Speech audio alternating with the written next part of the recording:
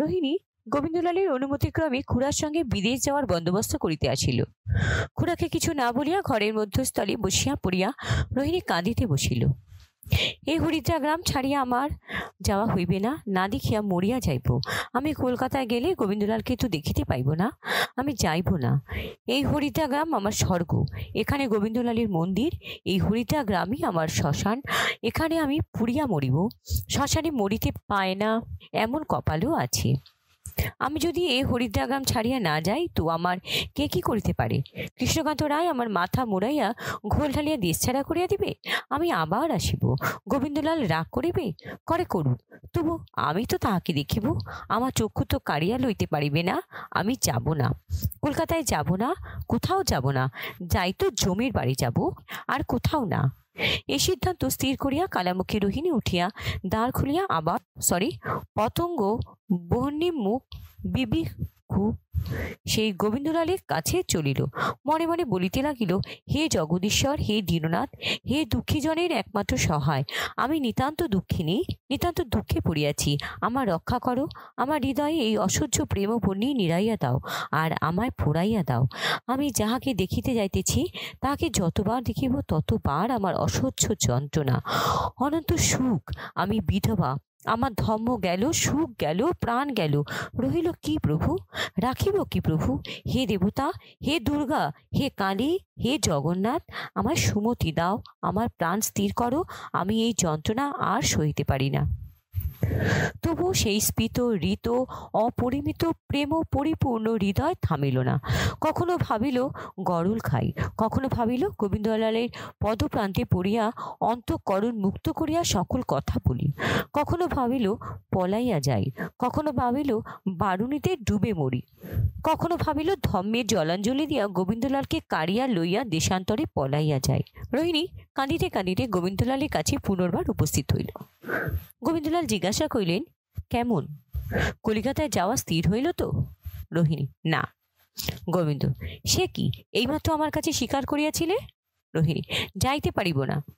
গোবিন্দ, বলিতে পারি না, জোর করিবার আমার কোনো অধিকার নাই, কিন্তু গেলে ভালো হইত। রোহিণী, কিসে ভালো হইত? গোবিন্দলাল অধবদন হইলেন। স্পষ্ট করিয়া কোনো কথা বলিবার তিনি কে? রোহিণী তখন চোখের জল লুকাইয়া মুছিতে মুছিতে গৃহে ফিরিয়া গেল। গোবিন্দলাল নিতান্ত দুঃখিত হইয়া ভাবিতে লাগিলেন। তখন ভোমরা নাচিতে নাচিতে সেখানে আসিয়া উপস্থিত হইল। বলিল, ভাবছ কি? গোবিন্দ, বলো দেখি। ভ্রমর, আমার কালো রূপ। গোবিন্দ, ইহ। ভোমরা ঘোরতর কোপাবিষ্ট হইয়া বলিল, সে কি, আমায় ভাবছ না? আমি ছাড়া পৃথিবীতে তোমার অন্য চিন্তা আছে? গোবিন্দ, আছে না তো কি, সর্বে সর্বময়ী, আর কি, আমি অন্য মানুষ ভাবতেছি। ভ্রমর তখন গোবিন্দলালের গড়া জড়াইয়া ধরিয়া মুখ চুম্বন করিয়া আদরে গলিয়া গিয়া আধো আধো মৃদু মৃদু হাসি মাখা স্বরে জিজ্ঞাসা করিল, অন্য মানুষ কাকে ভাবছ বলো না? গোবিন্দলাল, কি হবে তোমায় বলিয়া? ভ্রমর, বলো না। গোবিন্দ, তুমি রাগ করিবে। ভ্রমর, করি করব, বলো না। গোবিন্দলাল, যাও দেখো গিয়া সকলে খাওয়া হলো কিনা। ভ্রমর, দেখবো এখন, বলো না কে মানুষ? গোবিন্দ, শিয়া কলকাতা, রোহিণীকে ভাবছিলাম। ভ্রমর, কেন রোহিণীকে ভাবছিলে? গোবিন্দ, তা কি জানি। ভ্রমর, জানো, বলো না। গোবিন্দ, মানুষ কি মানুষকে ভাবে না? ভ্রমর, না, যে যাকে ভালোবাসে সে তাকেই ভাবে। আমি তোমাকে ভাবি, তুমি আমাকে ভাবো। গোবিন্দলাল, তবে আমি রোহিণীকে ভালোবাসি। ভ্রমর, মিছে কথা, তুমি আমাকে ভালোবাসো, আর কাকেও তোমার ভালোবাসিতে নাই। কেন রোহিণীকে ভাবছিলে বলো না? গোবিন্দলাল, বিধবাকে মাছ খাইতে আছে? ভ্রমর, না। গোবিন্দলাল, বিধবাকে মাছ খাইতে নাই, তবু তারিণীর মা মাছ খায় কেন? ভ্রমর, তার পোড়ার মুখ, যা করিতে নাই তাই করে। গোবিন্দলাল, আমারও পোড়ার মুখ, যা করিতে নাই তাই করি, রোহিণীকে ভালোবাসি। ধা করিয়া গোবিন্দলালের গালে ভোমরা এক ঠোনা মারিল। বড় রাগ করিয়া বলিল, আমি শ্রীমতী ভোমরা দাসী, আমার সাক্ষাতে মিছে কথা? গোবিন্দলাল হাড়ি মানিল। ভ্রমরের স্কন্ধে হস্ত আরোপিত করিয়া প্রফুল্ল নীল পলতুল্য মধুরিমাময় তাহার মুখমণ্ডল সকর পল্লবে গ্রহ করিয়া মৃদু মৃদু অথচ গম্ভীর কাতর কণ্ঠে গোবিন্দলাল বলিল, মিছে কথাই ভোমরা, আমি রোহিণীকে ভালোবাসি না, রোহিণী আমায় ভালোবাসে।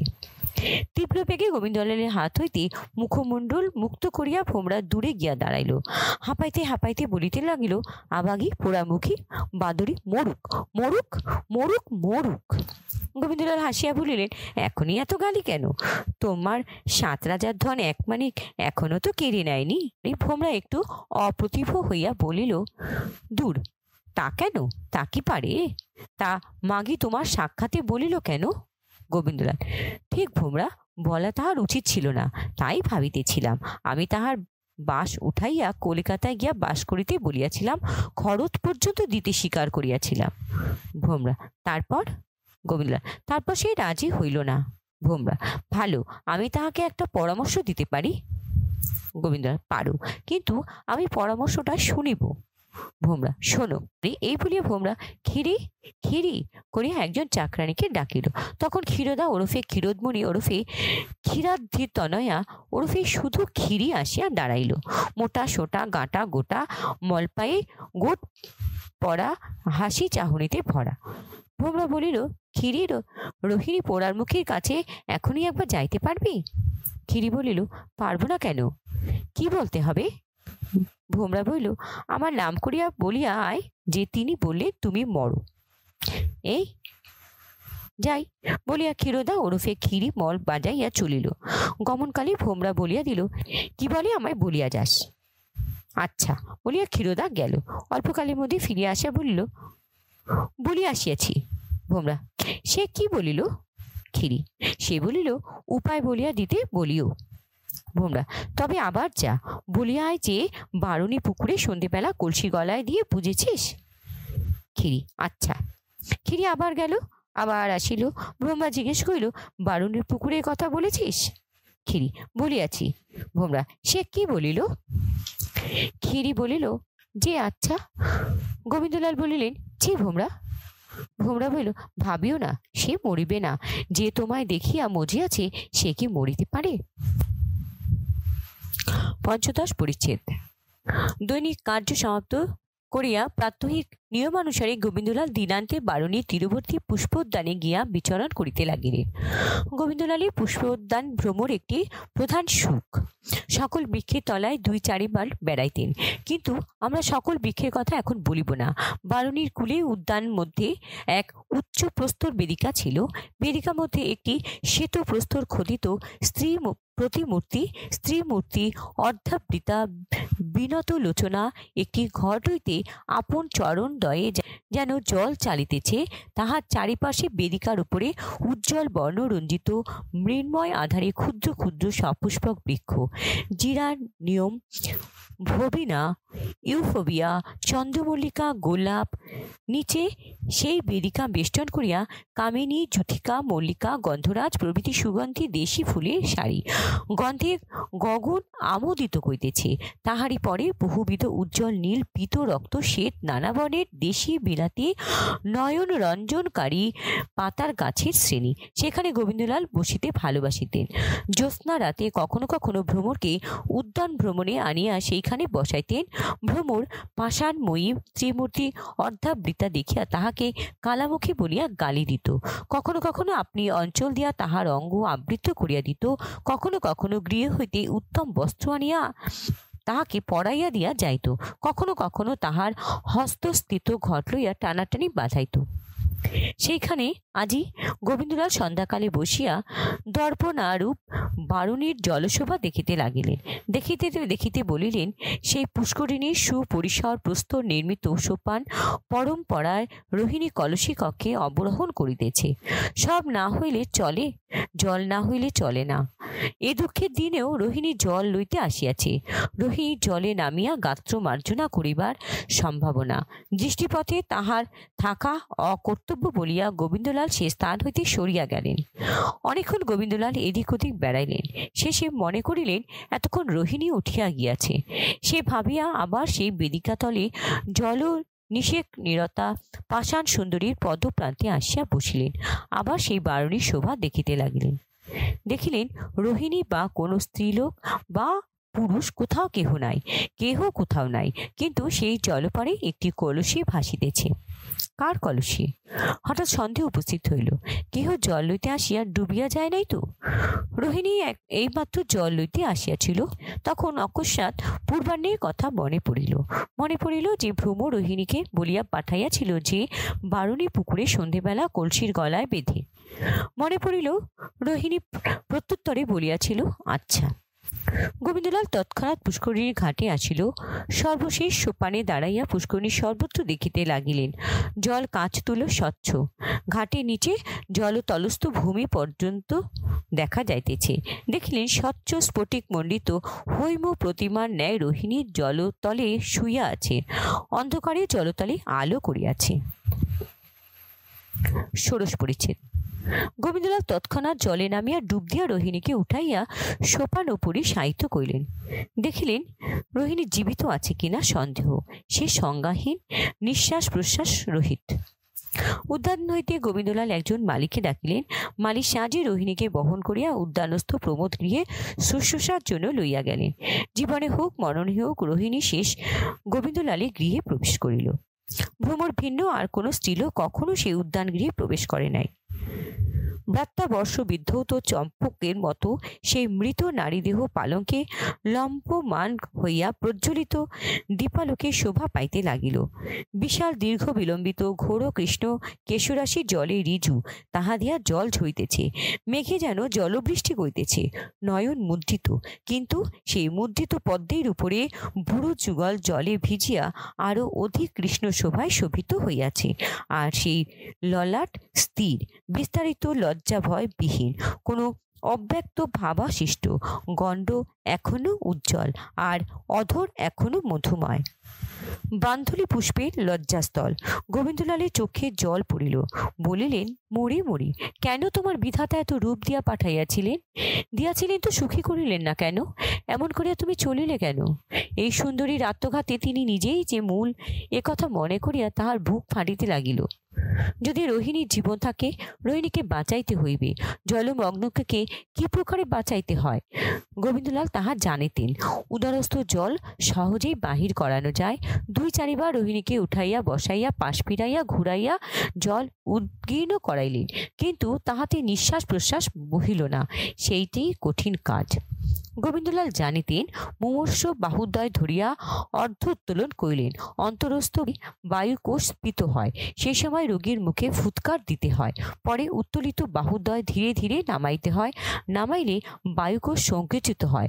তখন সেই ফুৎকার প্রেরিত বায়ু আপনি নির্গত হইয়া আসে। উহাতে কৃত্রিম নিঃশ্বাস প্রশ্বাস বাহিত হয়। এরূপ পুনঃ পুনঃ করিতে করিতে বায়ুকোষের কার্য শত পুনরাগত হইতে থাকে। কৃত্রিম নিঃশ্বাস প্রশ্বাস বাহিত করিতে করিতে সহজেই নিঃশ্বাস প্রশ্বাস আপনি উপস্থিত হয়। রোহিণীকে তাই করিতে হইবে। 2 হাতে 2টি বাহু তুলিয়া ধরিয়া তাহার মুখে ফুৎকার দিতে হইবে। তাহার সেই পক্ক বিম্ব বিনিন্দিত, এখনো সুধা পরিপূর্ণ, মদোন্মাদ হলাহল কলসি তুল্য রাঙা রাঙা মধু অধরে অধর দিয়া ফুৎকার দিতে হইবে। কি সর্বনাশ! কে দিবে? গোবিন্দলালের এক সহায় উড়িয়া মালি বাগানের জন্য চাকরেরা ইতিপূর্বে গৃহে গিয়াছিল।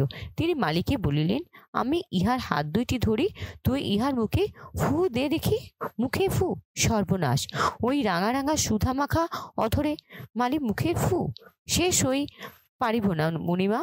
মালিকে মুনি যদি শালগ্রাম শিলা চর্বণ করিতে বলিত, মালি মনিবের খাতিরে করিতে পারিত, কিন্তু সেই চাঁদ মুখের রাঙা অধরে সেই কটকি মুখের ফু। মালি থামিতে আরম্ভ করিল, স্পষ্ট বলিল, মু সে পারিবি না অবধর। মালি ঠিক বলিয়াছিল। মালি সে দেবদুর্লভ ওষ্ঠধার যদি একবার মুখে দিয়া ফু দিত, তাহার পর যদি রোহিণী বাঁচিয়া উঠিয়া আবার সেই ঠোঁট ফুলাইয়া কলসি কক্ষে জল লইয়া মালির পানে চাহিয়া ঘরে যাইত, তবে আর তাহাকে ফুলবাগানের কাজ করিতে হইত না। সে খন্তা, খুরপু, নিরিন, কাঁচি কোদালি বারুণের জলে ফেলিয়া দিয়া এক দৌড়ে ভদ্রক পানে ছুটিত সন্দেহ নাই। বোধহয় সুবর্ণরেখা নীল জলে ডুবিয়া মরিত। মালি অত ভাবিয়াছিল কিনা বলিতে পারি না, কিন্তু মালি ফু দিতে রাজি হইল না। অগত্যা গোবিন্দলাল তাহাকে বলিলেন, তবে তুই এইরূপ ইহার হাত দুইটি ধীরে ধীরে উঠাইতে থাক, আমি ফু দিই, তারপর ধীরে ধীরে হাত নামাইবি। মালি তাহা স্বীকার করিল। সে হাত দুইটি ধরিয়া ধীরে ধীরে উঠাইল। গোবিন্দলাল তখন ফুল্ল রক্ত কুসুম কান্তি অধর যুগলে অধর যুগল স্থাপিত করিয়া রোহিণীর মুখে ফুৎকার দিলেন। সেই সময় ভ্রমর একটা লাঠি লইয়া একটা বিড়াল মারিতে যাইতেছিলেন। বিড়াল মারিতে লাঠি বিড়ালকে না লাগিয়া ভ্রমরেরই কপালে লাগিল। মালি রোহিণীর বাহুদ্বয় নামাইল, আবার উঠাইল, আবার গোবিন্দলাল ফুৎকার দিলেন, আবার সেইরূপ হইল, আবার সেইরূপ পুনঃ পুনঃ করিতে লাগিলেন। 2-3 ঘণ্টা এরূপ করিলেন। রোহিণী নিঃশ্বাস বহিল, রোহিণী বাঁচিল। সপ্তদশ পরিচ্ছেদ। রোহিণী নিঃশ্বাস প্রশ্বাস বহিতে লাগিল। গোবিন্দলাল তাহাকে ঔষধ পান করাইলেন। ঔষধ বলকারক। ক্রমে রোহিণীর বল সঞ্চার হইতে লাগিল। রোহিণী চাহিয়া দেখিল, সজ্জিত রম্য গৃহমধ্যে মন্দ মন্দ শীতল পবন বাতায়ন পথে পরিভ্রমণ করিতেছে। একদিকে স্ফটিকাধারে স্নিগ্ধ প্রদীপ জ্বলিতেছে, আর একদিকে হৃদয়াধারের জীবন প্রদীপ জ্বলিতেছে। এদিকে রোহিণী গোবিন্দলাল হস্ত প্রদত্ত মৃত সঞ্জীবনী সুরা পান করিয়া মৃত সঞ্জীবিতা হইতে লাগিল, আর একদিকে তাহার মৃত সঞ্জীবিনী কথা শ্রবণপাতি পান করিয়া মৃত সঞ্জীবিতা হইতে লাগিল। প্রথমে নিঃশ্বাস, পরে চৈতন্য, পরে দৃষ্টি, পরে স্মৃতি, শেষে বাক্য স্ফুরিত হইতে লাগিল। রোহিণী বলিল, আমি মরিয়াছিলাম, আমাকে কে বাঁচাইল? গোবিন্দলাল বলিলেন, যেই বাঁচাক, তুমি যে রক্ষা পাইয়াছ এই যথেষ্ট। রোহিণী বলিল, আমাকে কেন বাঁচাইলেন? আপনার সঙ্গে আমার এমন কি শত্রুতা যে মরণেও আপনি প্রতিবাদী? গোবিন্দ, তুমি মরিবে কেন? রোহিণী, মরিবারও কি আমার অধিকার নাই? গোবিন্দ, পাপে কাহারও অধিকার নাই, আত্মহত্যা পাপ। রোহিণী, আমি পাপ পুণ্য জানি না, আমাকে কেহ শিখায় নাই, আমি পাপ পুণ্য মানি না, কোন পাপে আমার এই দণ্ড? পাপ না করিয়াও যদি এই দুঃখ, তবে পাপ করিলেই বা ইহার বেশি কি হইবে? আমি মরিব। এবার না হয় তোমার চোখে পড়িয়াছিলাম বলিয়া তুমি রক্ষা করিয়াছ, ফিরেবারে যাহাতে তোমার চোখে না পড়ি সে যত্ন করিব। গোবিন্দলাল বড় কাতর হইলেন, বলিলেন, তুমি কেন মরিবে? চিরকাল ধরিয়া দণ্ডে দণ্ডে পলে পলে রাত্রি দিন মরার অপেক্ষা একেবারে মরা ভালো। গোবিন্দলাল, কিসের এত যন্ত্রণা? রোহিণী, রাত্রি দিন দারুণ তৃষা, হৃদয় পুরিতেছে, সম্মুখে শীতল জল, কিন্তু ইহজন্মে সে জল স্পর্শ করিতে পারিব না, আশাও নাই। গোবিন্দলাল তখন বলিলেন যে, আর এসব কথায় কাজ নাই, চলো তোমাকে গৃহে রাখিয়া আসি। রোহিণী বলিল, না, আমি একাই যাইব। গোবিন্দলাল বুঝিলেন আপত্তিটা কি। গোবিন্দলাল আর কিছু বলিলেন না, রোহিণী একাই গেল। তখন গোবিন্দলাল এই বিজন কক্ষ মধ্যে সহসা ভূপতিত হইয়া ধুলো লণ্ঠিত হইয়া রোদন করিতে লাগিল। মাটিতে মুখ লুকাইয়া দর বিগলিত লোচনে ডাকিতে লাগিলেন, হা নাথ, হা নাথ, তুমি আমার এই বিপদে রক্ষা করো। তুমি বল না দিলে কাহার বলে আমি এই বিপদ হইতে উদ্ধার পাইব? আমি মরিব, ভ্রমর মরিবে, তুমি এই চিত্তে বিরাজ করিও, আমি তোমার বলে আত্মজয় করিব। অষ্টাদশ পরিচ্ছদ। গোবিন্দলাল গৃহ প্রত্যাগমন করিলে ভ্রমর জিজ্ঞাসা করিল, আজি এত রাত্রি পর্যন্ত বাগানে ছিলে কেন? গোবিন্দলাল, কেন জিজ্ঞাসা করিতেছ? আর কখনো কি থাকি না? ভ্রমর, থাক, কিন্তু আজি তোমার মুখ দেখিয়া তোমার কথার আওয়াজে বোধ হইতেছে আজি কিছু হইয়াছে। গোবিন্দলাল, কি হইয়াছে?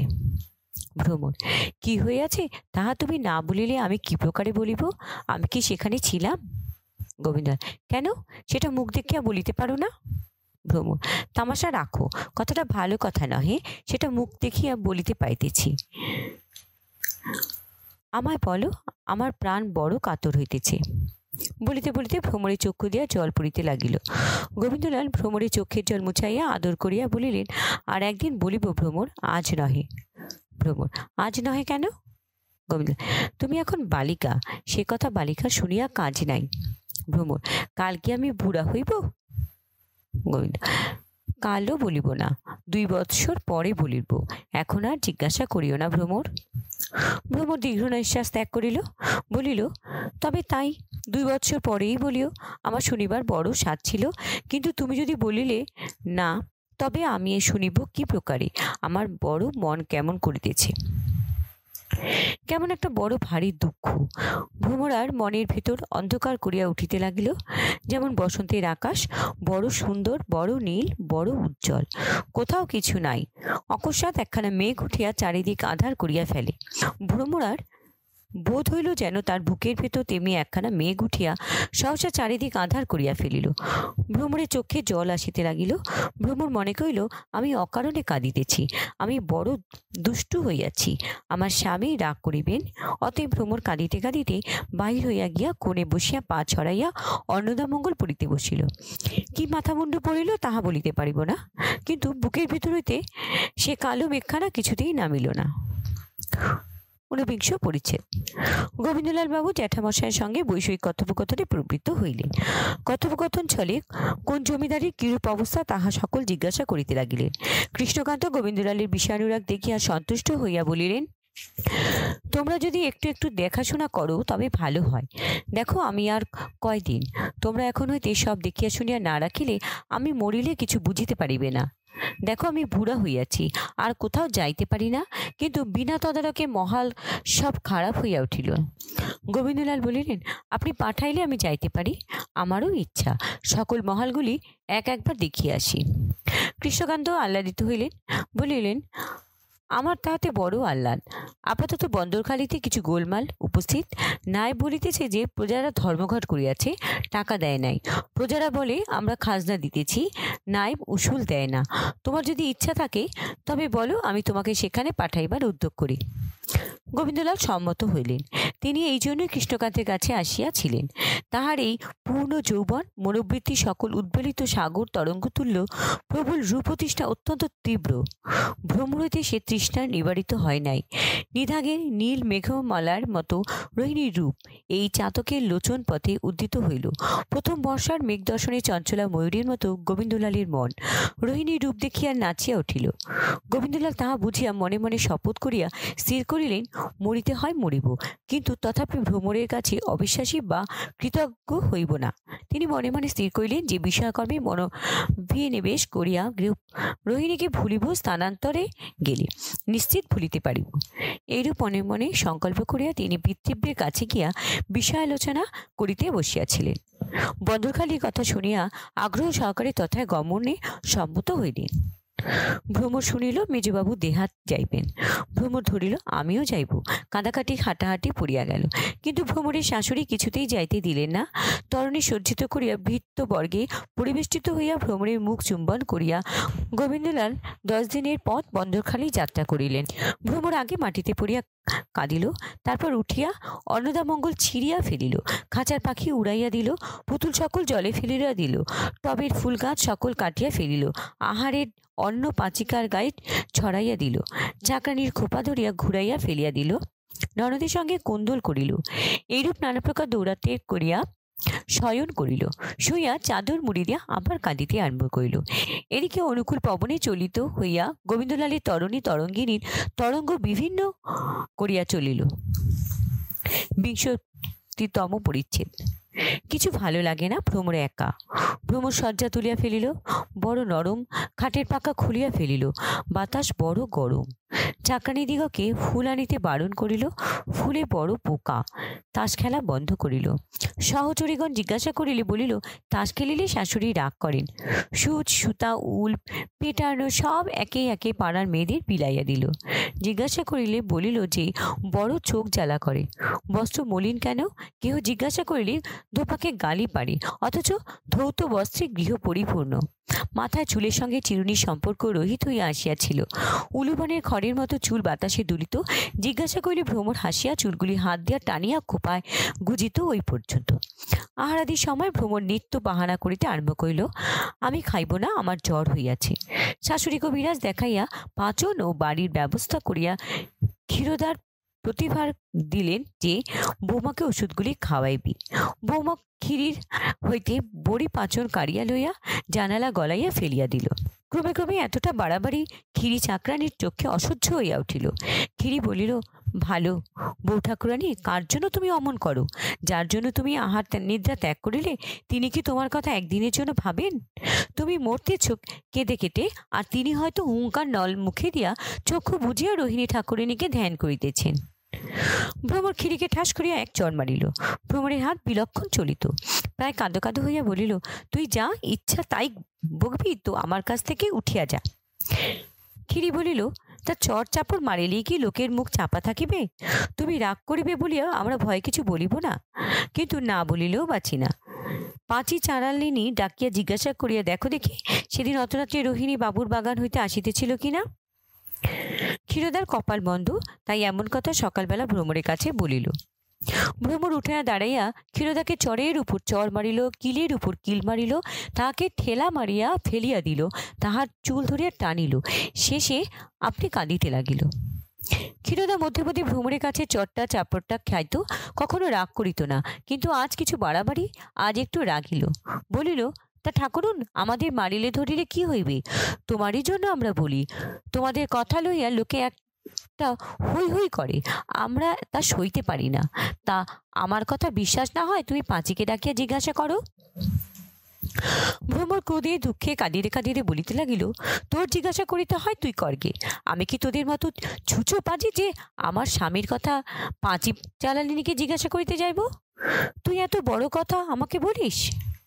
ঠাকুরানীকে বলি আমি ঝাঁটা মেরে তোকে দূর করিয়া দিব, তুই আমার সম্মুখ হইতেই দূর হইয়া যা। তখন সকালবেলা উত্তম মধ্যম ভোজন করিয়া ক্ষীরোদা ওরফে ক্ষিরি চাকরানী রাগে গড়গড় করিতে করিতে চলিয়া গেল। এদিকে ভ্রমর ঊর্ধ্বমুখে সজল নয়নে যুক্ত করে মনে মনে গোবিন্দলালকে ডাকিয়া বলিতে লাগিল, হে গুরু, শিক্ষক, ধর্মজ্ঞ, আমার একমাত্র সত্যস্বরূপ, তুমি কি সেই দিন এই কথা আমার কাছে গোপন করিয়াছিলে?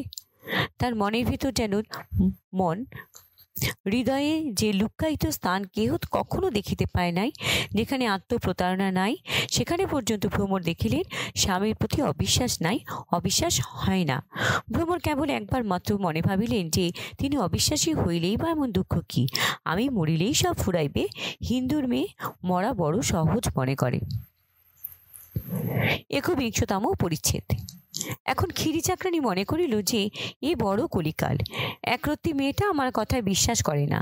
ক্ষীরোদার সরল অন্তঃকরণে ভ্রমরের উপর রাগ দেশাদি কিছুই নাই, সে ভ্রমরের মঙ্গলাকাঙ্ক্ষিনী বটে, তাহার অমঙ্গল চাহে না।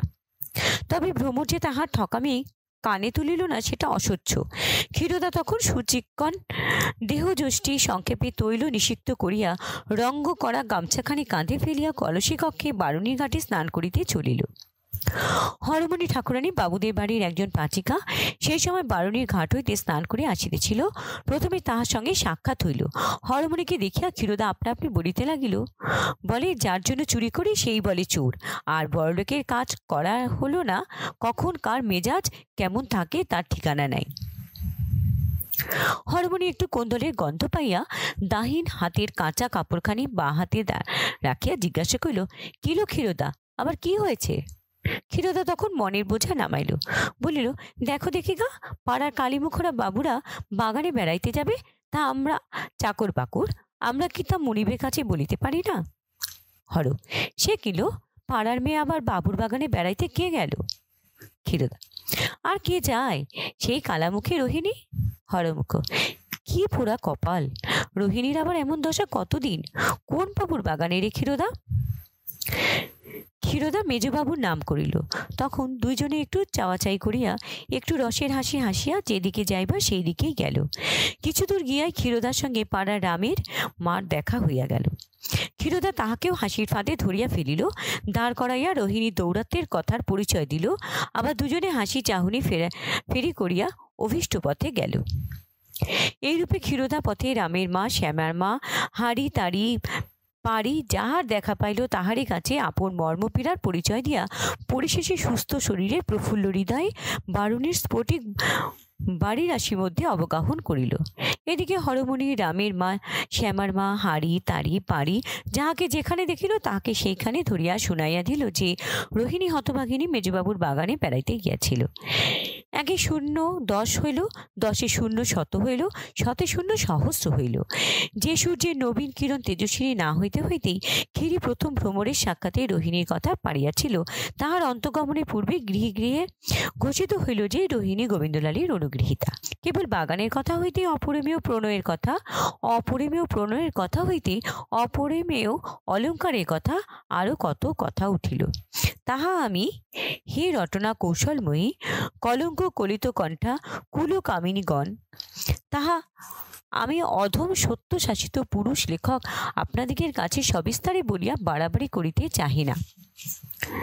ক্রমে ভ্রমরের কাছে সংবাদ আসিতে লাগিল। প্রথমে বিনোদিনী আসিয়া বলিল, সত্যি কিলা? ভ্রমর একটু শুষ্ক মুখে ভাঙা ভাঙা বুকে বলিল, কি সত্য ঠাকুরজি? ঠাকুরজি তখন ফুলধনুর মতো দুইখানি ভুরু একটু জড়সড় করিয়া অপাঙ্গে একটু বৈদ্যুতি প্রেরণ করিয়া ছেলেটিকে কোলে টানিয়া বসাইয়া বলিল, বলি রোহিণীর কথাটা। ভ্রমর বিনোদিনীকে কিছু না বলিতে পারিয়া তাহার ছেলেটিকে টানিয়া লইয়া কোনো বালিকা সুলভ কৌশলে তাহাকে কাঁদাইল। বিনোদিনী বালককে স্তন্যপান করাইতে করাইতে সস্তানে চলিয়া গেল। বিনোদিনীর পর সুরধুনী আসিয়া বলিলেন, বলি মেজবউ, বলেছিলুম মেজবাবুকে ওষুধ করো। তুমি হাজার হোক গৌরবর্ণ নও, পুরুষ মানুষের মন তো কেবল কথায় পাওয়া যায় না, একটু রূপগুণ চাই। তা ভাই রোহিণীর কি আক্কেল কে জানে? ভ্রমর বলিল, রোহিণীর আবার আক্কেল কি? সুরধুনী কপালে করাঘাত করিয়া বলিল, পুরা কপাল, এত লোক শুনিয়াছে, কেবল তুই শুনিস নাই? মেজবাবু যে রোহিণীকে 7,000 টাকার গহনা দিয়াছে। ভ্রমর হাড়ে হাড়ে জ্বলিয়া মনে মনে সুরধুনীকে জমের হাতে সমর্পণ করিল। প্রকাশে একটা পুত্তলের মুন্ডু মোচড় দিয়া ভাঙিয়া সুরধুনীকে বলিল, তা আমি জানি, খাতা দেখিয়াছি, তোর নামে 14,000 টাকার গহনা লেখা আছে। বিনোদিনী সুরধুনীর পর রামী, বামী, শ্যামী, কামিনী, রমণী, শারদা, প্রমোদা, সুখদা, বরদা, কমলা, বিমলা, শীতলা, নির্মলা, মাধু, নিধু, বুদ্ধু, তারিণী, নিস্তারিণী, দীনতারিণী, ভবতারিণী, সুরবালা, গিরিবালা, ব্রজবালা, শৈলবালা প্রভৃতি অনেক আসিয়া একে একে দুয়ে দুয়ে তিনে তিনে দুঃখিনী বিরহ কাতরা বালিকাকে জানাইল যে তোমার স্বামী রোহিণীর প্রণয়ে আসক্ত। কেহ যুবতী, কেহ প্রৌঢ়া, কেহ বর্ষীয়সী, কেহ বা বালিকা, সকলেই আসিয়া ভ্রমরকে বলিল, আশ্চর্য কি, মেজবাবু রূপ দেখে না ভোলে? রোহিণীর রূপ দেখে তিনিই না ভুলিবেন কেন? কেহ আদর করিয়া, কেহ চিরাইয়া, কেহ রসে, কেহ রাগে, কেহ সুখে, কেহ দুঃখে, কেহ হেসে, কেহ কেঁদে ভ্রমরকে জানাইল যে ভ্রমর তোমার কপাল ভাঙিয়াছে। গ্রামের মধ্যে ভ্রমর সুখী ছিল, তাহার সুখ দেখিয়া সকলে হিংসায় মরিত। কালো কুৎসিতের এত সুখ, অনন্ত ঐশ্বর্য, দেবী দুর্লভ স্বামী, লোকে কলঙ্ক শূন্য যশ, অপরাজিতাতে পায়ের পদ্মের আদর, আবার তার উপর মল্লিকার সৌরভ, গ্রামের লোকের এত সহিত না। তাই পালে পালে দলে দলে কেহ ছেলে কোলে করিয়া, কেহ ভগিনী সঙ্গে করিয়া, কেহ কবরী বাঁধিয়া, কেহ কবরী বাঁধিতে বাঁধিতে, কেহ এলো চুলে সংবাদ দিতে আসিলেন, ভ্রমর তোমার সুখ গিয়াছে। কাহারও মনে হইল না যে ভ্রমর পতি বিরহ বিধুরা, নিতান্ত দোষ শূন্যা দুঃখিনী বালিকা। ভ্রমরা সহ্য করিতে না পারিয়া দ্বারুদ্ধ করিয়া হরমতলে শয়ন করিয়া ধুলো লুণ্ঠিত হইয়া কাঁদিতে লাগিল। মনে মনে বলিল, হে সন্দেহ ভঞ্জন, হে প্রাণাধিক, তুমিই আমার সন্দেহ, তুমিই আমার বিশ্বাস। আজ কাহাকে জিজ্ঞাসা করিব? আমার কি সন্দেহ হয়? কিন্তু সকলেই বলিতেছে, সত্য না হইলে সকলে বলিবে কেন তুমি এখানে নাই? আজই আমার সন্দেহভাজন কে করিবে? আমার সন্দেহভাজন হইল না, তবে মরি না কেন? এ সন্দেহ লইয়া কি বাঁচা যায়? আমি মরি না কেন? ফিরিয়া আসিয়া প্রাণেশ্বর, আমায় গালি দিও না যে ভ্রমরা আমায় না বলিয়া মরিয়াছে। ২২তম পরিচ্ছেদ। এখন ভ্রমরেরও যে জ্বালা, রোহিণীরও সেই জ্বালা। কথা যদি রটিল, রোহিণীর কানেই বা না উঠিবে কেন? রোহিণী শুনিল গ্রামের রাষ্ট্র যে গোবিন্দলাল তাহার গোলাম, ৭,০০০ টাকা অলঙ্কার দিয়াছে। কথা যে কথা হইতে রটিল, তা রোহিণী শুনে নাই। কে রটাইল, কাহার কোন তদন্ত করে নাই, একেবারে সিদ্ধান্ত করিল যে তবে ভ্রমর রটাইয়াছে, নইলে এত গায়ের জ্বালা কার? রোহিণী ভাবিল, ভ্রমর আমাকে বড় জ্বালাইল, সেদিন চোর অপবাদ, আজ আবার এই অপবাদ। এদেশে আর আমি থাকিব না, কিন্তু যাইবার আগে একবার ভ্রমরকে হাড়ে হাড়ে জ্বালাইয়া যাইব। রোহিণী না পারে এমন কাজই নাই, ইহা তাহার পূর্ব পরিচয়ে জানা গিয়াছে। রোহিণী কোনো প্রতিবাসিনীর নিকট হইতে একখানি বানারসির শাড়ি ও 100 গিলটির গহনা চাহিয়া আনিল। সন্ধ্যা হইলে সেগুলি পুটুলি বাঁধিয়া সঙ্গে লইয়া রায়দিগের অন্তঃপুরে প্রবেশ করিল, যেথায় ভ্রমর একাকিনী মৃতশয্যায় শয়ন করিয়া এক একবার কাঁদিতেছে, এক একবার চোখে জল মুছিয়া করিপানে চাহিয়া ভাবিতেছে, তথায় রোহিণী গিয়া পুটুলি রাখিয়া উপবেশন করিল। ভ্রমরে বিস্মিত হইল। রোহিণীকে দেখিয়া বিষের জ্বালায় তাহার সর্বাঙ্গ জ্বলিয়া গেল। সহিতে না পারিয়া ভ্রমর বলিল, তুমি সেদিন রাত্রে ঠাকুর ঘরে চুরি করিতে আসিয়াছিলে, আজ রাত্রে কি আমার ঘরে সেই অভিপ্রায় আসিয়াছ নাকি? রোহিণী মনে মনে বলিল যে তোমার মুণ্ডুপাত করিতে আসিয়াছি। প্রকাশ্যে বলিল, এখন আর আমার চুরির প্রয়োজন নাই, আমি আর টাকার কাঙাল নহি। মেজবাবুর অনুগ্রহে আমার আর খাইবার পরিবার দুঃখ নাই, তবে লোকে যতটা বলে ততটা নহে। ভ্রমর বলিল, তুমি এখান থেকে দূর হও। রোহিণী সে কথা কানে না তুলিয়া বলিতে লাগিল, লোকে যতটা বলে ততটা নহে। লোকে বলে আমি 7,000 টাকার গহনা পাইয়াছি, মোট 3,000 টাকার গহনা আর এই শাড়িখানি পাইয়াছি, তাই তোমায় দেখাইতে আসিয়াছি। 7,000 টাকা লোকে বলে কেন? এই বলিয়া রোহিণী পুটুলি খুলিয়া বানারসি শাড়ি ও গিলটির গহনাগুলি ভ্রমরকে দেখাইল। ভ্রমর লাথি মারিয়া অলঙ্কারগুলি চারিদিকে ছড়াইয়া দিল। রোহিণী বলিল, সোনায় পা দিতে নাই। এই বলিয়া রোহিণী নিঃশব্দে গিলটির অলঙ্কারগুলি একে একে কুড়াইয়া আবার পুটুলি বাঁধিল। পুটুলি বাঁধিয়া নিঃশব্দে সেখান হইতে বাহির হইয়া গেল। আমাদের বড় দুঃখ রইল। ভ্রমর ক্ষীরোদাকে টিপিয়া দিয়াছিল, কিন্তু রোহিণীকে একটি কিলো মারিল না। এই আমাদের আন্তরিক দুঃখ। আমাদের পাঠিকার উপস্থিত থাকিলে রোহিণীকে যে স্বহস্তে প্রহার করিতেন, তদ্বিষয়ে আমাদিগের কোনো সন্দেহ নাই। স্ত্রীলোকের গায়ে হাত তুলিতে নাই একথা আমি মানি, কিন্তু রাক্ষসী বা পিশাচির গায়ে যে হাত তুলিতে নাই একথা তত্ত্ব মানি না। তবে ভ্রমর যে রোহিণীকে কেন মারিল না তাহা বুঝিতে পারি না। ভ্রমর ক্ষীরোদাকে ভালোবাসিত, সেই জন্য তাহাকে মারপিট করিয়াছিল। রোহিণীকে ভালোবাসিত না, এই জন্য হাত উঠিল না। ছেলে ছেলে ঝগড়া করিলে জননী আপনার ছেলেটিকে মারে, পরের ছেলেটিকে মারে না। 23তম পরিচ্ছেদ। সে রাত্রি প্রভাত না হইতেই ভ্রমর স্বামীকে পত্র লিখিতে বসিল। লেখাপড়া গোবিন্দলাল শিখাইয়াছিলেন, কিন্তু ভ্রমর লেখাপড়া তত মজবুত হইয়া ওঠে নাই। ফুলটি পুতুলটি পাখিটি স্বামীটিতেই ভ্রমরের মন, লেখাপড়া আর গৃহকর্মে তত নহে। কাগজ লইয়া লিখিতে বসিলেন, একবার মুছিত একবার কাটিত, একবার কাগজ বদলাইয়া আবার মুছিত আবার কাটিত, শেষে ফেরিয়া রাখিত। 2-3 দিন একখানা পত্র শেষ হইত না, কিন্তু আজ সে সকল কিছু হইল না।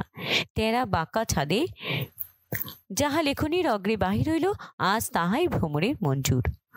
মগুলা স্বরমতো হইল, সগুলা মর্মতো হইল, ধগুলা ফরমতো, ফগুলা থরমতো, থগুলা খরমতো, ইকার স্থানে আকার, আকারের একেবারে লোপ, যুক্ত অক্ষরের স্থানে পৃথক পৃথক অক্ষর, কোনো কোনো অক্ষরের লোপ। ভ্রমর কিছু মানিল না। ভ্রমর আজই 1 ঘণ্টার মধ্যে এক দীর্ঘ পত্র স্বামীকে লিখিয়া ফেলিল। কাটাকুটি যে ছিল না এ মতো নহে, আমরা পত্রখানির কিছু পরিচয় দিতেছি। ভ্রমর লিখিতেছে, সেবিকা শ্রী ভ্রমরা ব্র্যাকেটে, তারপর ভ্রমরা কাটিয়া ভ্রমরা করিল। দাস্যা আগে দাম্মা, তাহার কাটিয়া দাস্য, তাহা কাটিয়া দাস্য, দাস্যা ঘটিয়া উঠে নাই। প্রণাম প্র লিখিতে প্রথমে শয় রফালা, তারপর তালব শয় রফালা, তারপর পয় রফালা। নিবেদনঞ্চ প্রথম নিবেদনচ, তারপর নিবেদনঞ্চ, বিশেষ বিশস্য হইয়া উঠে নাই। এরূপ পত্র লেখার প্রণালী। যাহা লিখিয়াছিল তাহা বর্ণগুলি শুদ্ধ করিয়া ভাষা একটুখানি সংশোধন করিয়া নিয়ে লিখিতেছি। সেদিন রাত্রে বাগানে কেন তোমার দেরি হইয়াছিল তাহা আমাকে ভাঙিয়া বলিলে না। 2 বৎসর পরে বলিবে বলিয়াছিলে, কিন্তু আমি কপালের দোষে আগে তাহা শুনিলাম। শুনিয়াছি কেন দেখিয়াছি, তুমি রোহিণীকে যে বস্ত্রালঙ্কার দিয়াছ তাহা সে স্বয়ং আমাকে দেখাইয়া গিয়াছে। তুমি মনে জানো বোধ হয় যে তোমার প্রতি আমার ভক্তি অচলা, তোমার উপর আমার বিশ্বাস অনন্ত। আমিও তাহা জানিতাম, কিন্তু এখন বুঝিলাম যে তাহা নহে। যতদিন তুমি ভক্তির যোগ্য ততদিন আমারও ভক্তি, যতদিন তুমি বিশ্বাসী ততদিন আমারও বিশ্বাস। এখন তোমার উপর আমার ভক্তি নাই, বিশ্বাসও নাই। তোমার দর্শনে আমার আর সুখ নাই। তুমি যখন বাড়ি আসিবে আমাকে অনুগ্রহ করিয়া খবর লিখিও, আমি কাঁদিয়া কাটিয়া যেমন করিয়া পারি পিত্রালয়ে যাইব। গোবিন্দলাল যথাকালে সেই পত্র পাইলেন। তাহার মাথায় বজ্রাঘাত হইল। কেবল হস্তাক্ষরে এবং বর্ণশুদ্ধির প্রণালী দেখিয়াই তিনি বিশ্বাস করিলেন যে এ ভ্রমরের লেখা। তথাপি মনে অনেকবার সন্দেহ করিলেন ভ্রমর তাহাকে এমন পত্র লিখিতে পারে, তাহা তিনি কখনো বিশ্বাস করে নাই। সেই ডাকে আরো কয়েকখানি পত্র আসিয়াছিল। গোবিন্দলাল প্রথমে ভ্রমরের পত্র খুলিয়াছিলেন, পড়িয়া স্তম্ভিতে ন্যায় অনেকক্ষণ নিশ্চিষ্ট রইলেন। তারপর সেই পত্রগুলি অন্য মনে পড়িতে আরম্ভ করিলেন। তন্মধ্যে ব্রহ্মানন্দ ঘোষের একখানি পত্র পাইলেন। কবিতা প্রিয় ব্রহ্মানন্দ লিখিতেছেন, ভাই হে, রাজা রাজা যুদ্ধ হয়, উলুখড়ে প্রাণ যায়। তোমার উপর বৌমা সকল দৌরাত্ম্য করিতে পারেন, কিন্তু আমরা দুঃখী প্রাণী, আমাদিগের উপর এই দৌরাত্ম্য কেন? তিনি রাষ্ট্র করিয়াছেন যে তুমি রোহিণীকে 7,000 টাকার অলঙ্কার দিয়াছ। আরও কত কদর্য কথা রটিয়াছে, তাহা তোমাকে লিখিতে লজ্জা করে। যাহা হোক, তোমার কাছে আমার নালিশ, তুমি ইহার বিহিত করিবে, নহিলে আমি এখানকার বাস উঠাইব। ইতি। গোবিন্দলাল আবার বিস্মিত হইলেন। ভ্রমর রটাইয়াছে। মর্ম কিছুই না বুঝিতে পারিয়া গোবিন্দলাল সেদিন আজ্ঞা প্রচার করিলেন যে এখানকার জলবায়ু আমার সহ্য হইতেছে না, আমি কালই বাটি যাইব, নৌকা প্রস্তুত করো। পরদিন নৌকারোহণে বিষণ্ণ মনে গোবিন্দলাল গৃহে যাত্রা করিলেন। ৪৪তম পরিচ্ছেদ। যাহাকে ভালোবাসো তাহাকে নয়নের আর করিও না। যদি প্রেমবন্ধন দৃঢ় রাখিবে তবে সুতা ছোট করিও। বঞ্চিতকে চোখে চোখে রাখিও, অদর্শনে কত বিষময় ফল ফলে। যাহাকে বিদায় দেবার সময় অত কাঁদিয়াছ, মনে করিয়াছ বুঝি তাহাকে ছাড়িয়া দিন কাটিবে না? কয় বছর পরে তাহার সহিত আবার যখন দেখা হইয়াছে তখন কেবল জিজ্ঞাসা করিয়াছ, ভালো আছো তো? হয়তো সে কথাও হয় নাই, কথাই হয় নাই। আন্তরিক বিচ্ছেদ ঘটিয়াছে, হয়তো রাগে অভিমানে আর দেখাই হয় নাই। তত নাই হোক, একবার চোখে বাহির হইলেই যা ছিল তা আর সয় না, যা যায় তা আর আসে না, যা ভাঙে তা গড়ে না। মুক্তবেণীর পর যুক্তবেণী কোথায় দেখিয়াছ? ভ্রমর গোবিন্দলালকে বিদেশ যাইতে দিয়া ভালো করেন নাই। এই সময় দুইজনে একত্রে থাকিলে এ মনের মালিন্য বুঝি ঘটিত না। বাচনিক বিবাদে আসল কথা প্রকাশ পাইত। ভ্রমরের এত ভ্রম ঘটিত না, এত রাগ হইত না, রাগে এই সর্বনাশ হইত না। গোবিন্দলাল স্বদেশে যাত্রা করিলে নায়েব কৃষ্ণকান্তের নিকট এক এত্তেলা পাঠাইল যে মধ্যমবাবু অদ্য প্রাতে গৃহাভিমুখী যাত্রা করিয়াছেন। শেষপত্র ডাকে আসিল, নৌকার অপেক্ষা ডাক আগে আসে। গোবিন্দলাল স্বদেশে পৌঁছাবার 4-5 দিন আগে কৃষ্ণকান্তের নিকট নায়েবের পত্র পৌঁছালো। ভ্রমর শুনিলেন স্বামী আসিতেছে। ভ্রমর তখনই আবার পত্র লিখিতে বসিলেন। খানচারি 5 কাগজ কালিতে পুরাইয়া ছিঁড়িয়া ফিরিয়া ঘণ্টা 2-4 মধ্যে একখানা পত্র লিখিয়া খাড়া করিলেন। এই পত্রে মাতাকে লিখিলেন যে আমার বড় পীড়া হইয়াছে, তোমরা যদি একবার আমাকে লইয়া যাও তবে আরাম হইয়া আসিতে পারি। বিলম্ব করিও না, পীড়া বৃদ্ধি হইলে আর আরাম হইবে না। পারো যদি কালই লোক পাঠাইও, এখানে পীড়ার কথা বলিও না। এই পত্র লিখিয়া গোপনে খিরি চাকরানির দ্বারা লোক ঠিক করিয়া ভ্রমর তাহার পিত্রালয়ে পাঠাইয়া দিল। যদি মা না হইয়া আর কেউ হইতো তবে ভ্রমরের পত্র পড়িয়া বুঝিতে পারিত যে ইহার ভেতর কিছু জুয়াচুরি আছে। কিন্তু মা সন্তানের পীড়ার কথা শুনিয়া একেবারে কাতর হইয়া পড়িলেন। উদ্দেশ্যে ভ্রমরের শাশুড়িকে 1 লক্ষ গালি দিয়া স্বামীকে কিছু গালি দিলেন এবং কাঁদিয়া কাটিয়া স্থির করিলেন যে আগামী করল বিহারা পালকি লইয়া চাকর চাকরানি ভ্রমরকে আনিতে যাইবে। ভ্রমরের পিতা কৃষ্ণকান্তকে পত্র লিখিলেন। কৌশল করিয়া ভ্রমরের পীড়ার কোনো কথা না লিখিয়া লিখিলেন যে ভ্রমরের মাতা অত্যন্ত পীড়িতা হইয়াছেন, ভ্রমরকে একবার দেখিতে পাঠাইয়া দিবেন। দাসদাসী দিগকে এই মতো শিক্ষা দিলেন। কৃষ্ণকান্ত বড় বিপদে পড়িলেন। এদিকে গোবিন্দলাল আসিতেছে। এই সময় ভ্রমরকে পিত্রালয়ে পাঠানো অকর্তব্য। ওদিকে ভ্রমরের মাতা পীড়িতা, না পাঠাইলেও নয়। 7-5 ভাবিয়া 4 দিনে কারারে ভ্রমরকে পাঠাইয়া দিলেন। চারিদিনের দিন গোবিন্দলাল আসিয়া পৌঁছাইলেন। শুনিলেন যে ভ্রমর পিত্রালয়ে গিয়াছে, আজই তাহাকে আনিতে পালকি যাইবে। গোবিন্দলাল সকলেই বুঝিতে পারিলেন। মনে মনে বড় অভিমান হইল। মনে মনে ভাবিলেন, এত অবিশ্বাস! না বুঝিয়া না জিজ্ঞাসা করিয়া আমাকে ত্যাগ করিয়া গেল। আমি আর সেই ভ্রমরের মুখ দেখিব না। যাহার ভ্রমর নাই সে কি প্রাণ ধারণ করিতে পারে না? এই ভাবিয়া গোবিন্দলাল ভ্রমরকে আনিবার জন্য লোক পাঠাইতে মাতাকে নিষেধ করিলেন। কেন নিষেধ করিলেন তাহা কিছুই প্রকাশ করিলেন না। তাহার সম্মতি পাইয়া কৃষ্ণকান্ত বধূ আনিবার জন্য আর কোনো উদ্যোগ করিলেন না। ৫৫তম পরিচ্ছেদ। এইরূপে ২-৪ দিন গেল। ভ্রমরকে কেহ আনিল না, ভ্রমরও আসিল না। গোবিন্দলাল মনে করিলেন ভ্রমরের বড় স্পর্ধা হইয়াছে, তাহাকে একটু কাঁদাইব। মনে করিলেন ভ্রমর বড় অবিচার করিয়াছে, একটু কাঁদাইব। একবার শূন্য গৃহ দেখিয়া আপনি একটু কাঁদিলেন। ভ্রমরের অবিশ্বাস মনে করিয়া একবার একটু কাঁদিলেন। ভ্রমরের সঙ্গে কলহ, একথা ভাবিয়া কান্না আসিল। আবার চোখের জল মুছিয়া রাগ করিলেন। রাগ করিয়া ভ্রমরকে ভুলিবার চেষ্টা করিলেন। ভুলিবার সাধ্য কি? সুখ যায়, স্মৃতি যায় না। ক্ষত ভালো হয়, দাগ ভালো হয় না। মানুষ যায়, নাম থাকে। শেষ দুর্বোধ্যে গোবিন্দলাল মনে করিলেন ভ্রমরকে ভুলিবার উৎকৃষ্ট উপায় রোহিণীর চিন্তা। রোহিণীর অলৌকিক রূপ প্রভা একদিনও গোবিন্দলালের হৃদয় পরিত্যাগ করে নাই।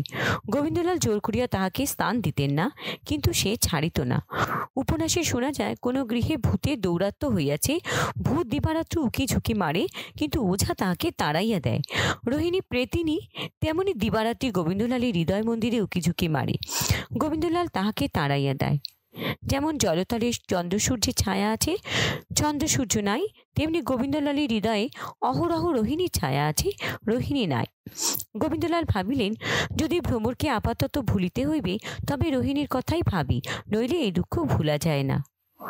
অনেক কুচিকিৎসক ক্ষুদ্র রোগের উপশমের জন্য উৎকট বিষ প্রয়োগ করেন। গোবিন্দলালও ক্ষুদ্র রোগের উপশমের জন্য উৎকট বিষের প্রয়োগে প্রবৃত্ত হইলেন। গোবিন্দলাল আপন ইচ্ছায় আপনি আপন অনিষ্ট সাধনে প্রবৃত্ত হইলেন। রোহিণীর কথা প্রথমে স্মৃতিমাত্র ছিল, পরে দুঃখে পরিণত হইল। দুঃখ হইতে বাসনায় পরিণত হইল। গোবিন্দলাল বারুণী তটে পুষ্প বৃক্ষা পরিবেষ্টিত মণ্ডপ মধ্যে উপবেশন করিয়া সেই বাসনার জন্য অনুতাপ করিতেছিলেন। বর্ষাকাল, আকাশ মেঘাচ্ছন্ন, বাদল হইয়াছে। বৃষ্টি কখনো কখনো জোরে আসিতেছে, কখনো মৃদু হইতেছে, কিন্তু বৃষ্টি ছাড়া নাই। সন্ধ্যা উত্তীর্ণ হয়। প্রায়াগতা যামিনীর অন্ধকার, তাহার উপর বাদলের অন্ধকার। বারুণীর ঘাট স্পষ্ট দেখা যায় না। গোবিন্দলাল লাল অস্পষ্ট রূপে দেখিলেন যে একজন স্ত্রীলোক নামিতেছে। রোহিণীর সেই সোপান অবতরণ গোবিন্দলালের মনে হইল বাদলের ঘাট বড় পিছল হইয়াছে। পাছে পিছলে পা পিছলাইয়া শ্রীলোকটি জলে পড়িয়া গিয়া বিপদগ্রস্ত হয় ভাবিয়া গোবিন্দলাল কিছু ব্যস্ত হইলেন। পুষ্পমণ্ডপ হইতে ডাকিয়া বলিলেন, কে গো তুমি? আজ ঘাটে নামিও না, বড় পিছল, পড়িয়া যাইবে। শ্রীলোকটি তাহার কথা স্পষ্ট বুঝিতে পারিয়াছিল, কিনা বলিতে পারি না। বৃষ্টি পড়িতেছিল, বোধহয় বৃষ্টির শব্দে সে ভালো করে শুনিতে পায় নাই। সে কুক্ষিস্থ কলসি ঘাটে নামাইল, সোপান পুনরারোহণ করিল। ধীরে ধীরে গোবিন্দলালের পুষ্প উদ্যান অভিমুখে চলিল। উদ্যান দ্বার উদ্ঘাটিত করিয়া উদ্যান মধ্যে প্রবেশ করিল। গোবিন্দলালের কাছে মণ্ডপতলে গিয়া দাঁড়াইল। গোবিন্দলাল দেখিলেন সম্মুখে রোহিণী। গোবিন্দলাল বলিলেন, ভিজিতে ভিজিতে এখানে কেন রোহিণী? রোহিণী, আপনি কি আমাকে ডাকিলেন? গোবিন্দলাল, ডাকি নাই, ঘাটে বড় পিছল, নামিতে বারণ করিতেছিলাম, দাঁড়াইয়া ভিজিতেছ কেন? রোহিণী সাহস পাইয়া মণ্ডপ মধ্যে উঠিল। গোবিন্দলাল বলিলেন, লোকে দেখিলে কি বলিবে? রোহিণী, যা বলিবার তা বলিতেছি, সে কথা আপনার কাছে একদিন বলিব বলিয়া অনেক যত্ন করিতেছি। গোবিন্দলাল, আমারও সে সম্বন্ধে কতগুলি কথা জিজ্ঞাসা করিবার আছে। কে কথা রটাইল? তোমরা ভ্রমরের দোষ দাও কেন? রোহিণী, সকল বলিতেছি, কিন্তু এখানে দাঁড়াইয়া বলিব কি? গোবিন্দলাল, না, আমার সঙ্গে আইসো। এই বলিয়া গোবিন্দলাল রোহিণীকে ডাকিয়া বাগানের বৈঠকখানায় লইয়া গেলেন। সেখানে উভয়ের যে কথোপকথন হইল তাহার পরিচয় দিতে আমাদিকে প্রবৃত্তি হয় না। কেবল এইমাত্র বলিব যে সে রাত্রে রোহিণী গৃহে যাইবার পূর্বে বুঝিয়া গেলেন যে গোবিন্দলাল রোহিণীর রূপে মুগ্ধ। রূপে মুগ্ধ? কে কার নয়?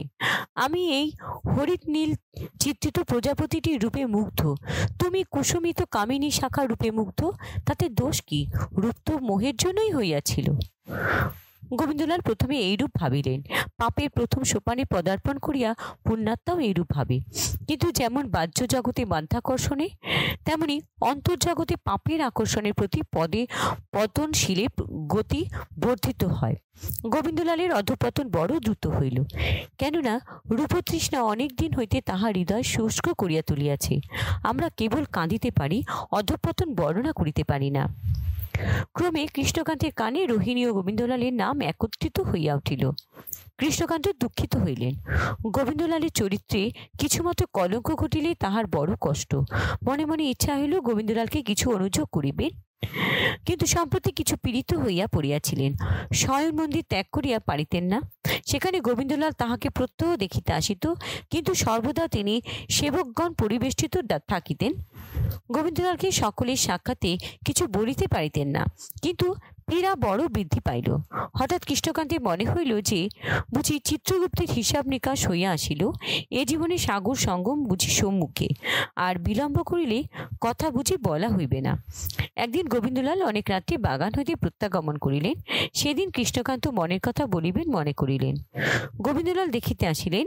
কৃষ্ণকান্ত পার্শ্ববর্তীগণকে উঠিয়া যাইতে বলিলেন। পার্শ্ববর্তীগণ সকলে উঠিয়া গেল। তখন গোবিন্দলাল কিঞ্চিত অপ্রতিভ হইয়া জিজ্ঞাসা করিলেন, আপনি আজ কেমন আছেন? কৃষ্ণকান্ত ক্ষীণস্বরে বললেন, আজই বড় ভালো নই। তোমার এত রাত্রি হইল কেন?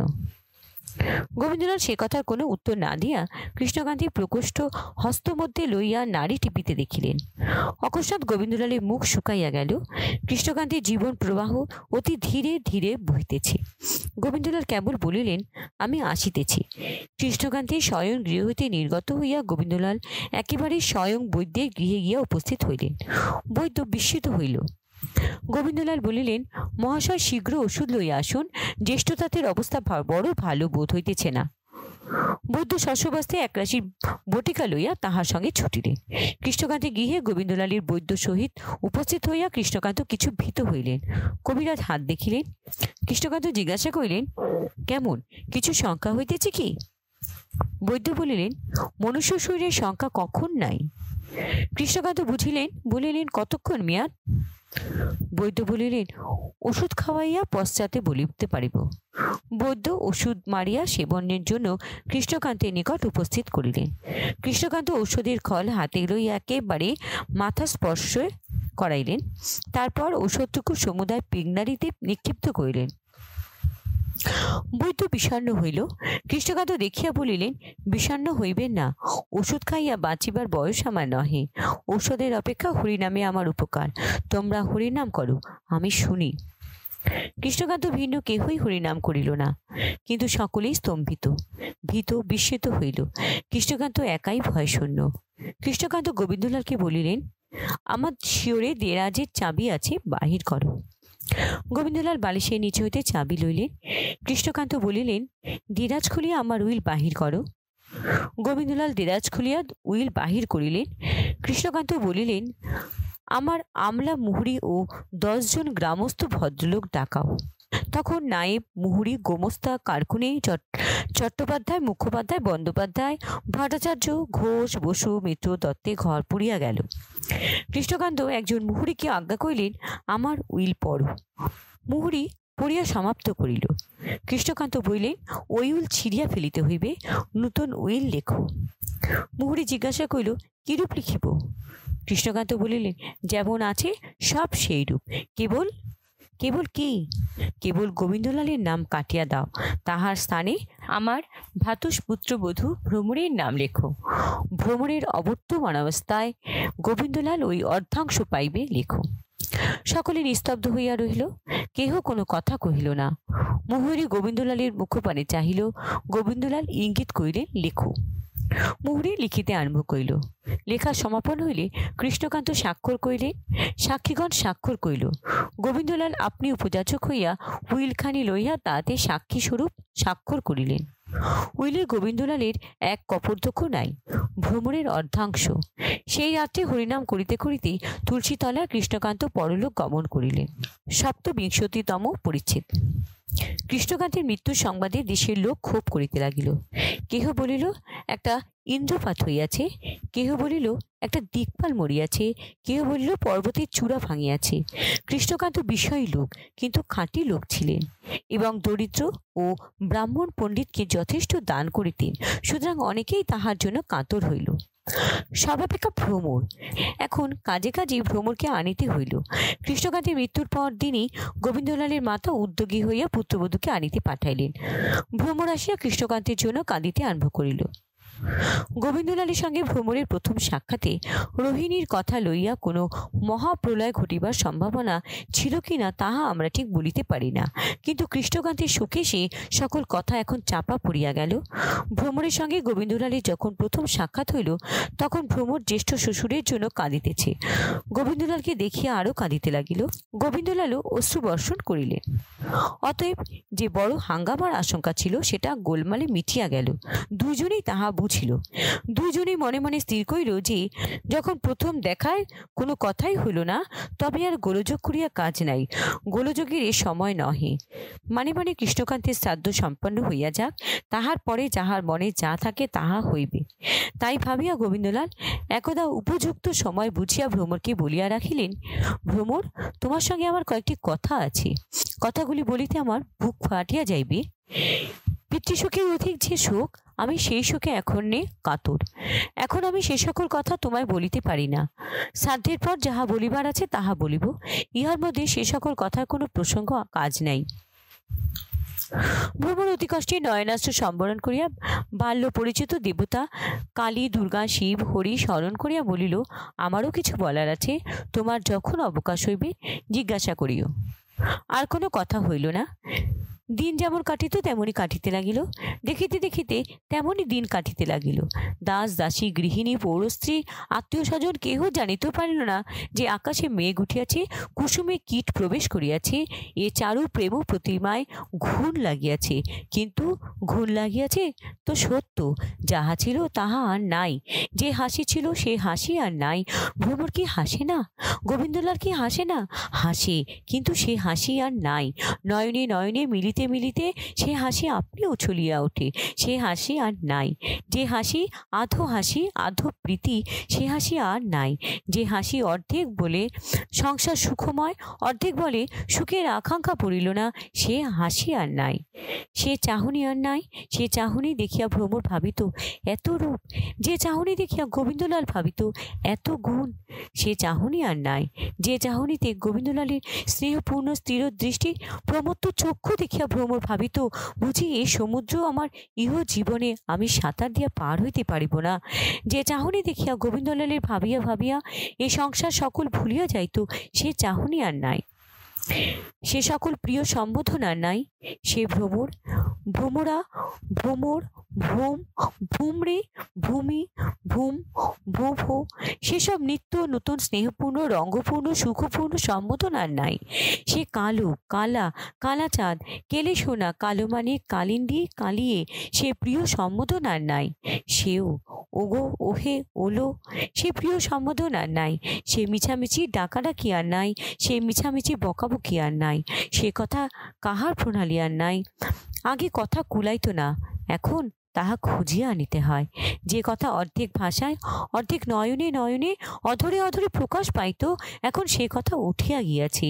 সে কথা বলিবার প্রয়োজন নাই, কেবল উত্তরে কণ্ঠস্বর শুনিবার প্রয়োজন। এখন সে কথা উঠিয়া গিয়াছে।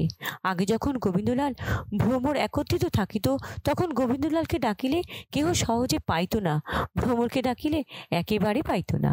এখন ডাকিতে হয় না, হয় বড় গরমি নয় কে ডাকিতেছে বলিয়া একজন উঠিয়া যায়। সে সুন্দর পূর্ণিমা মেঘে ঢাকিয়াছে, কার্তিকের আকায় গ্রহণ লাগিয়াছে। কে খাঁটি সোনায় দস্তায় খাদ মিশাইয়াছে, কে সুর বাঁধা যন্ত্রের তার কাটিয়াছে। আর এই মধ্যাহ্ন রবিকর প্রফুল্ল হৃদয়ের মধ্যে অন্ধকার হইয়াছে। গোবিন্দলাল সে অন্ধকারে আলো করিবার জন্য ভাবিত রোহিণী। ভ্রমর সে ঘোর, মহাঘোর অন্ধকারে আলো করিবার জন্য ভাবিত যম। নিরাশ্রয়ের আশ্রয়, অগতির গতি, প্রেম শূন্যের প্রীতিস্থান তুমি জম। চিত্ত বিনোদন, দুঃখ বিনাশন, বিপদ ভঞ্জন, দীনরঞ্জন তুমি জম। আশা শূন্যের আশা, ভালোবাসা শূন্যের ভালোবাসা তুমি জম। ভ্রমরকে গ্রহণ করো হে জম। অষ্টবিংশতম পরিচ্ছেদ। তারপর কৃষ্ণকান্ত রায়ের ভারী শ্রাদ্ধ হইয়া গেল। শত্রুপক্ষ বলিল যে হাঁ, ঘটা হইয়াছে বটে, 5, 7, 10 হাজার টাকা ব্যয় হইয়া গিয়াছে। মিত্রপক্ষ বলিল লক্ষ টাকা খরচ হইয়াছে। কৃষ্ণকান্তের উত্তরাধিকারীগণ মিত্রপক্ষের নিকট গোপনে বলিল আন্দাজ 50,000 টাকা ব্যয় হইয়াছে। আমরা খাতা দেখিয়াছি, মোট ব্যয় 3235 কি 612। যা হোক, দিন কত বড় হাঙ্গামা গেল। হরলাল শ্রাদ্ধাধিকারী আসিয়া শ্রাদ্ধ করিল। দিন কতক মাছির ভনভানিতে, তৈজ শেঠ ঝনঝানিতে, কাঙালির কোলাহলে, নৈয়ায়িকের বিচারে গ্রামের কানপাতা গেল না। সন্দেশ মিঠাইয়ের আমদানি, কাঙালির আমদানি, টিকি নামাবলির আমদানি, কুটুম্বের কুটুম্ব তস্য কুটুম্বের আমদানি। ছেলেগুলা মিহিদানা সীতাভোগ লইয়া ভাঁটা খেলাইতে আরম্ভ করিল। মাগিগুলা নারিকেল তৈল মহার্ঘ দেখিয়া মাথায় লুচি ভাজা ঘি মাখিতে আরম্ভ করিল। গুলির দোকান বন্ধ হইল, সব গুলিখোর ফলাহারে। মদের দোকান বন্ধ হইল, সব মাতাল টিকি রাখিয়া নামাবলি কিনিয়া উপস্থিত পত্রে বিদায় লইতে গিয়াছে। চাল মহার্ঘ হইল, কেননা কেবল অন্ন ব্যয় নয়, এত ময়দা খরচ যে আর চালের গুঁড়িতে কুলানো যায় না, এত ঘৃতের খরচ যে রোগীরা আর কাস্টর অয়েল পায় না। গোয়ালার কাছে ঘোল কিনিতে গেলে তাহারা বলিতে আরম্ভ করিল আমার ঘোলটুকু ব্রাহ্মণের আশীর্বাদে দই হইয়া গিয়াছে। কোনো মতে শ্রাদ্ধের গোল থামিল। শেষ উইল পাড়ার মন্ত্রণা আরম্ভ হইল। উইল পড়িয়া হরলাল দেখিলেন উইলের বিস্তর সাক্ষী, কোনো গোল করিবার সম্ভাবনা নাই। হরলাল শ্রাদ্ধান্তে স্বস্থানে গমন করিলেন। উইল পড়িয়া আসিয়া গোবিন্দলাল ভ্রমরকে বলিলেন উইলের কথা শুনিয়াছ? ভ্রমর কি? গোবিন্দলাল তোমার অর্ধাংশ। ভ্রমর আমার না তোমার? গোবিন্দলাল এখন আমার তোমার একটু প্রভেদ হইয়াছে, আমার নয় তোমার। ভ্রমর তাহা হইলেই তোমার। গোবিন্দলাল তোমার বিষয় আমি ভোগ করিব কেন? ভ্রমরের বড়ই কান্না আসিল, কিন্তু ভ্রমর অহংকারে বশীভূত হইয়া রোদন সংবরণ করিয়া বলিল তবে কি করিবে? গোবিন্দলাল যাহাতে 2 পয়সা উপার্জন করিয়া দিনপাত করিতে পারি তাহাই করিব। ভ্রমর সে কি? গোবিন্দলাল দেশে দেশে ভ্রমণ করিয়া চাকরির চেষ্টা করিব। ভ্রমর বিষয় আমার জ্যেষ্ঠ শ্বশুরের নহে, আমার শ্বশুরের। তুমিই তাহার উত্তরাধিকারী, আমি নই। জ্যাঠার উইল করিবার কোনো শক্তিই ছিল না, উইল অসিদ্ধ। আমার পিতা শ্রাদ্ধের সময় নিমন্ত্রণে আসিয়া এই কথা বুঝাইয়া দিয়া গিয়াছেন, বিষয় তোমার, আমার নহে। গোবিন্দলাল আমার জ্যেষ্ঠতা তো মিথ্যাবাদী ছিলেন না, বিষয় তোমার, আমার নহে। তিনি যখন তোমাকে লিখিয়া দিয়া গিয়াছেন তখন বিষয় তোমার, আমার নহে। ভ্রমর যদি সেই সন্দেহ থাকে আমি না হয় তোমাকে লিখিয়া দিতেছি। গোবিন্দলাল তোমার দান গ্রহণ করিয়া জীবন ধারণ করিতে হইবে। ভ্রমর তাহাতেই বা ক্ষতি কি? আমি তোমার দাসানুদাসী বই তো নই। গোবিন্দলাল আজি কালি ও কথা সাজে না। ভ্রমর কি করিয়াছি? আমি তোমার ভিন্ন এই জগৎ সংসারে আর কিছু জানি না। 8 বৎসরের সময় আমার বিবাহ হইয়াছে, আমি 17 বৎসরে পড়িয়াছি। আমি এ 9 বৎসর আর কিছু জানি না, কেবল তোমাকে জানি। আমি তোমার প্রতিপালিত, তোমার খেলিবার পুতুল। আমার কি অপরাধ হইল? গোবিন্দলাল মনে করিয়া দেখো। ভ্রমর অসময় পিত্রালয়ে গিয়াছিলাম, ঘাট হইয়াছে, আমার শত সহস্র অপরাধ হইয়াছে, আমায় ক্ষমা করো। আমি আর কিছু জানি না, কেবল তোমায় জানি, তাই রাগ করিয়াছিলাম। গোবিন্দলাল তখন কথা কহিল না। তাহার অগ্রে আলু লাইত কুন্তলা, অশ্রু বিপ্লতা, বিবসা কাতরা মুগ্ধা, পদপ্রান্তে বিলুন ঠিন্দা সেই 17 বর্ষিয়া বনিতা। গোবিন্দলাল কথা কহিল না। গোবিন্দলাল তখন ভাবিতেছিল এ কালো, রোহিণী কত সুন্দরী, এর গুণ আছে, তার রূপ আছে। এতকাল গুণের সেবা করিয়াছি, এখন কিছুদিন রূপে সেবা করিব। আমার এ অসার, এই আশা শূন্য, প্রয়োজন শূন্য জীবন ইচ্ছা মতো কাটাইব। মাটির ভাণ্ড যেদিন ইচ্ছা সেই দিন ভাঙিয়া ফেলিব। ভ্রমর পায়ে ধরিয়া কাঁদিতেছে। ক্ষমা করো, আমি বালিকা। যিনি অনন্ত সুখ দুঃখের বিধাতা অন্তর্যামী কাতরের বন্ধু, অবশ্যই তিনি এ কথাগুলি শুনিলেন, কিন্তু গোবিন্দলাল তাহা শুনিল না, নীরব হইয়া রহিল। গোবিন্দলাল রোহিণীকে ভাবিতেছিল।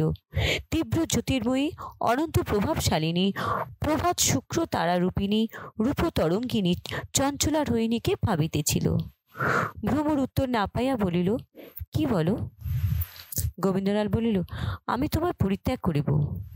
ভ্রমর পদত্যাগ করিল, উঠিল, বাহিরে যাইতেছিল, চৌকাঠ বাঁধিয়া পড়িয়া মূর্ছিত হইল। 29তম পরিচ্ছেদ। কি অপরাধ আমি করিয়াছি যে আমাকে ত্যাগ করিবে? একথা ভ্রমর গোবিন্দলালকে মুখে বলিতে পারিল না, কিন্তু এই ঘটনার পর পলে পলে মনে মনে জিজ্ঞাসা করিতে লাগিল, আমার কি অপরাধ? গোবিন্দলালও মনে মনে অনুসন্ধান করিতে লাগিল যে ভ্রমরের কি অপরাধ। ভ্রমরের যে বিশেষ গুরুতর অপরাধ হইয়াছে তাহা গোবিন্দলালের মনে এক প্রকার স্থির হইয়াছে, কিন্তু অপরাধটা কি তাহা তত ভাবিয়া দেখে নাই। ভাবিয়া দেখিতে গেলে মনে হইত ভ্রমর যে তাহার প্রতি অবিশ্বাস করিয়াছিল, অবিশ্বাস করিয়া তাহাকে এত কঠিন পত্র লিখিয়াছিল, একবার তাহাকে মুখে সত্য মিথ্যা জিজ্ঞাসা করিল না, এই তাহার অপরাধ। যার জন্য এত করি সে এত সহজে আমাকে অবিশ্বাস করিয়াছে, এই তাহার অপরাধ। আমরা কুমতি সুমতির কথা পূর্বে বলিয়াছি। গোবিন্দলালের হৃদয়ে পাশাপাশি উপবেশন করিয়া কুমতি সুমতি যে কথোপকথন করিতেছিল তাহা সকলকে শুনাইল। কুমতি বলিল, ভ্রমরের প্রথম এই অপরাধ, এই অবিশ্বাস। সুমতি উত্তর করিল, যে অবিশ্বাসের যোগ্য তাহাকে অবিশ্বাস না করিবে কেন? তুমি রোহিণীর সঙ্গে এই আনন্দ উপভোগ করিতেছ, ভ্রমর সেটা সন্দেহ করিয়াছিল বলিয়াই তার এত দোষ। কুমতি, এখন যেন আমি অবিশ্বাসী হইয়াছি, কিন্তু যখন ভ্রমর অবিশ্বাস করিয়াছিল তখন আমি নির্দোষী। সুমতি, দুদিন আগে পাছেতে বড় আসিয়া যায় না। দোষ তো করিয়াছ, যে দোষ করিতে সক্ষম তাহাকে দোষী মনে করা কি এত গুরুতর অপরাধ? কুমতি, ভ্রমর আমাকে দোষী মনে করিয়াছে বলিয়াই আমি দোষী হইয়াছি। সাধুকে চোর বলিতে বলিতে চোর হয়। সুমতি, দোষটা যে চোর বলে তোর? যে চুরি করে তার কিছু নয়। সুমতি, তোর সঙ্গে ঝগড়া আমি পারবো না। দেখ না ভ্রমর আমার কেমন অপমানটা করিল। আমি বিদেশ থেকে আসছি শুনে বাপের বাড়ি চলিয়া গেল। সুমতি, যদি সে যাহা ভাবিয়াছিল তাহাতে তাহার দৃঢ় বিশ্বাস হইয়া থাকে, তবে সে সঙ্গত কাজই করিয়াছে। স্বামী পরদার নিরত হইলে নারী দেহ ধারণ করিয়া কে রাগ না করিবে? কুমতি, সে অবিশ্বাসী তাহার ভ্রম, আর দোষ কি? সুমতি, এ কথা কি তাহাকে একবার জিজ্ঞাসা করিয়াছ? কুমতি, না।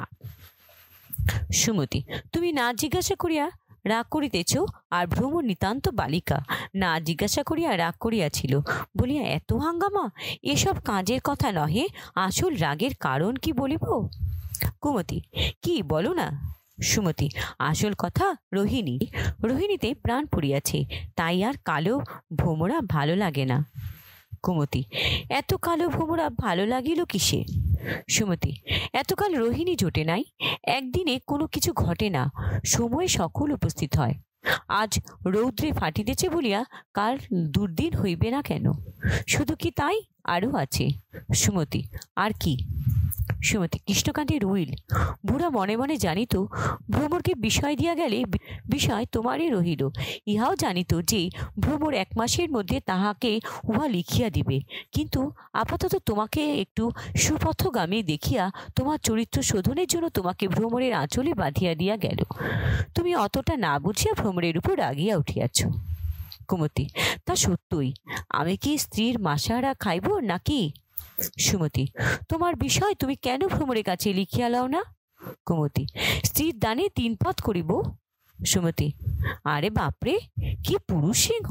তবে ভ্রমরের সঙ্গে মোকদ্দমা করিয়া ডিক্রি করিয়া লও না, তোমার পৈতৃক বিষয় বটে। কুমতি, স্ত্রীর সঙ্গে মোকদ্দমা করিব? সুমতি, তবে আর কি করিবে, গোল্লায় যাও।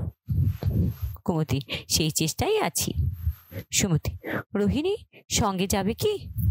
তখন কুমতি সুমতিতে ভারী চুলোচুলি ঘুষোঘুষি আরম্ভ হইল।